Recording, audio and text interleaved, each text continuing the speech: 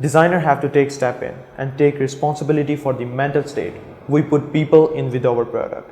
Hi there, my name is Ahmad and you are watching Graphical Academy.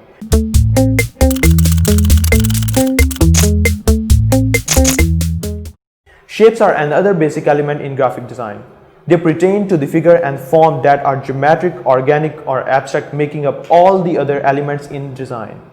Geometric shapes like square, triangle, and circle have certain meaning that define the graphic design. Shapes are defined by the boundaries such as with the line or color. In design, shapes have two dimensions, and they are measured by the height and width. Shapes are used to add interest and subtract to a piece of a graphic work. Now let's talk about the types of shapes. There are three basic types of shapes. Geometric. Geometric shapes like square, triangle, and circle. Circle represent the eternity because they have no beginning or end. Shapes represent idea and feeling. Squares are reliable, give stability, and suggest order.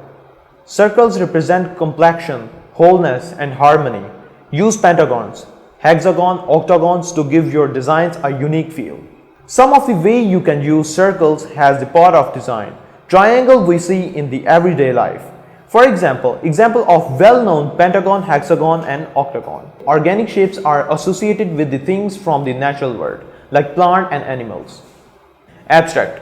There are representation of everyday object and people. They can also be simplified of action and processes. There are tons of examples like this. But for your reference and your understanding, I think it's enough.